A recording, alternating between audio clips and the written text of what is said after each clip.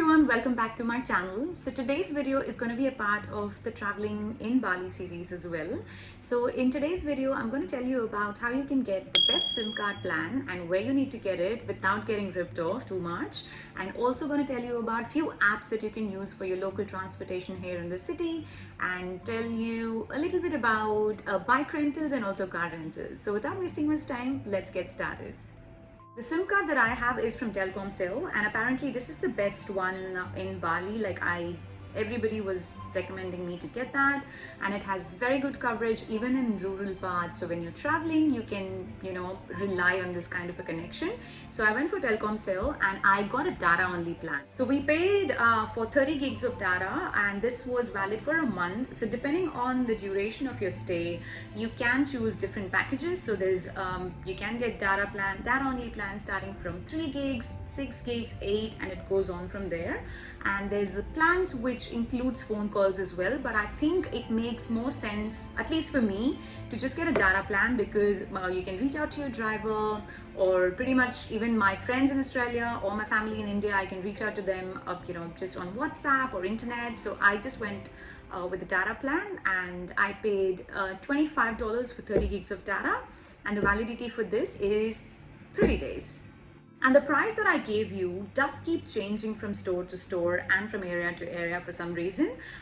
So at the airport, I would recommend not to get anything at the airport, the SIM cards, because the price is like 2 times higher, sometimes 3 times higher.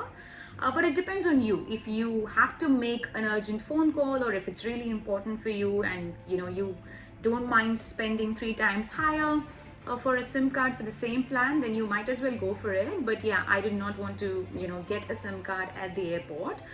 So the airport has Wi-Fi, so if you want to book a cab to go to your hotel, you can definitely do that from the airport, and the Wi-Fi is pretty good. I recommend getting a SIM card from any other stores outside your hotel or anywhere on the way to your hotel pretty much, because even near the airport the prices are a bit higher.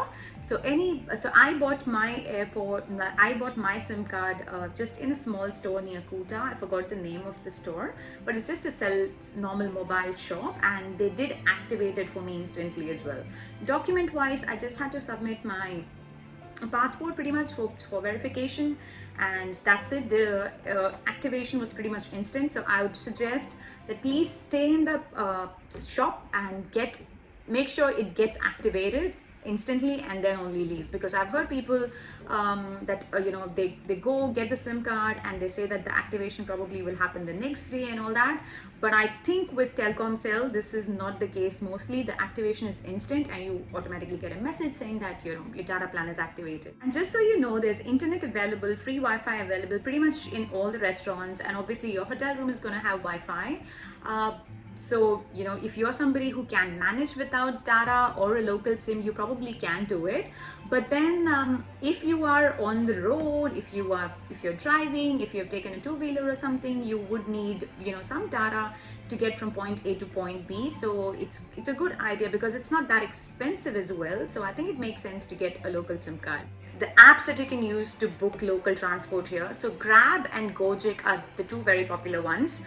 So Grab is pretty good. That's what I used for the first 5 days of my traveling in Bali. So it's pretty good.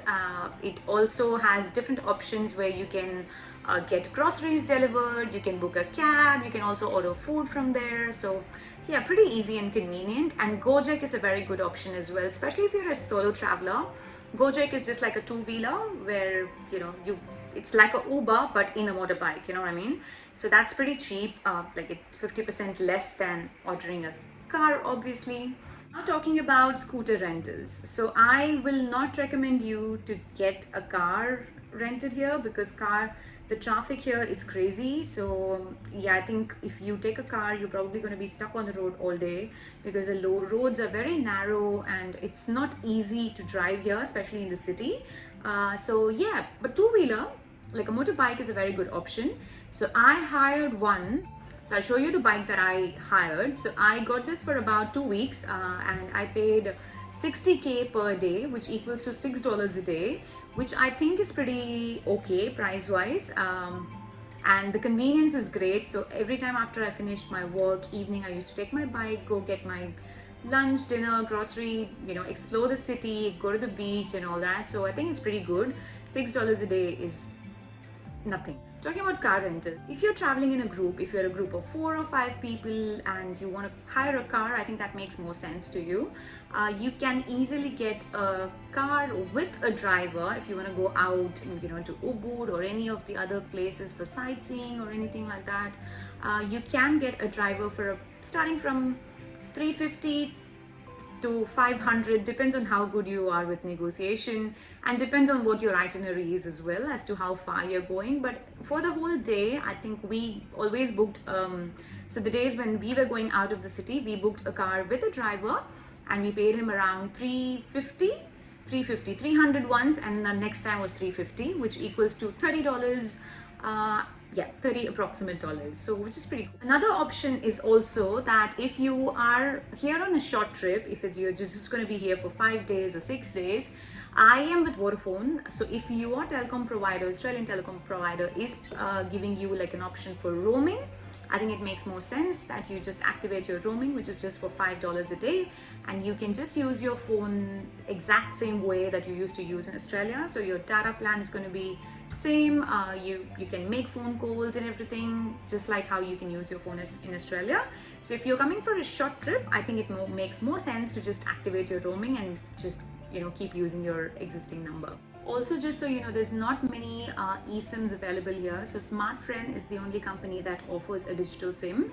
I found the plans of the digital SIM to be a little bit more expensive than a normal SIM card. But if that's an option you're considering, I'll give you a link in the description box below. You can check that out and just read the information about how the activation works and everything. I think that's all for today's video. I hope this was helpful. Please do consider subscribing if you found this helpful, and show your support by liking the video. And there's a lot of more videos about Indonesian trip coming up. So yeah, keep watching. Thank you. Bye-bye.